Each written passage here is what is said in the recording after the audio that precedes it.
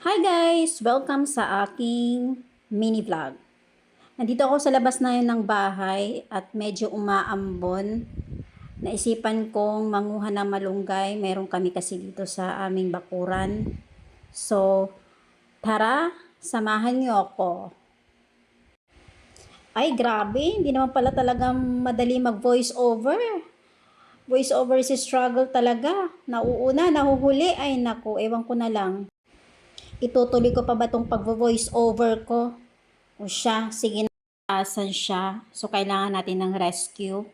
Kukuha lang ako ng aming upuan dito. At para maabot natin ang ating malunggay na yan. Dahil medyo may kataasan. So, ayan na. So, mag-struggle ka muna dyan, Jewel Oy. Para makakuha kanyang malunggay na yan. At nang may mailagay ka sa iyong noodles. Sige, kuha pa more. Oh, dadamihan mo ba yan or ano, ilang bang katao ang kakain yan? Charot. Charot lang. So, hindi. Konti lang talaga ang ating kukunin dyan dahil mag-isa lang naman ako dito. Ay, at ako lang naman dito mag-isa. So, ayan. At ito na nga ang ating malunggay, guys. At syempre, dadagdagan natin yan ng lemongrass. Para mayroon namang flavor ang ating lulutuin na noodles. Kumuha lang din tayo ng lemongrass dito sa garden. Meron kaming lemongrass. At tara, umpisahan na natin lutuin ang ating noodles, chicken noodles with malunggay and lemongrass. At syempre, hindi naman natin pwedeng lutuin yan ang nakaganyan lang. Syempre, tatanggalin natin yan sa kanyang mga tangkay. Sige, hala. Tanggalin mo yan, Jewel, at bilisan mo na yung pagtatanggal mo na yan at marami ka pang gagawin. Anong oras na? O di ba? Pinagalitan ng sarili. O kasi anong petsa na? Tanghali na at ano pang marami ka pang gagawin. Pero dahil syempre gusto natin ng magkaroon ng sustansya ang ating katawan, kailangan talaga natin yan na kahit paano maglalagay tayo ng gulay sa ating noodles kahit noodles lang ang ating kakainin. At least may gulay, di ba? So, saan ka pa? O siya, bilisan mo na yan, Jewel, at anong petsa na? Ang bagal-bagal mo maghimay, eh. Kakunti lang yan, eh, ang bagal-bagal mo. O siya, Jewel, pakibilisan mo na yan ng konti at marami ka pang gagawin ngayong araw na ito. O di ba? Pinagalitan ng sarili.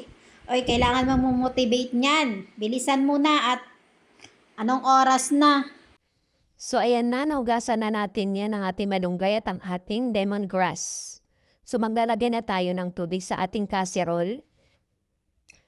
Pakukuluin lang natin ang tubig. And then, o diba? Ang tagal, o diba tinakpan pa siya? Wala pa yung tanglad. O diba buksan mo nga ulit yan para may lagay mo yung tanglad. Ayan na, ilagay mo na yung tanglad. Tapos tatakpan na ulit. Yun na yun. Takpan ulit.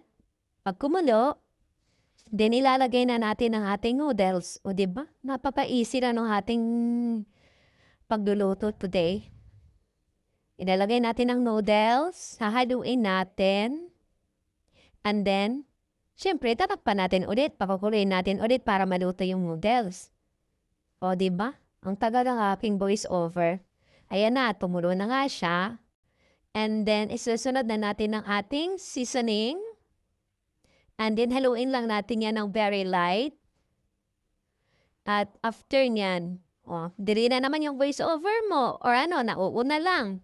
Ayan ang ating malunggay. Nailagay na natin ang ating malunggay. And then, after that, syempre, haluin natin para maluto yung ating gulay. And then, itatakpan natin siya in few minutes. And then, Charan! Kumukulo na siya at paluto na yung ating gulay. And ayan na siya. Luto na. Please don't forget to like, follow, and share, and subscribe for more many vlogs. Enjoy and happy eating! Thank you for watching!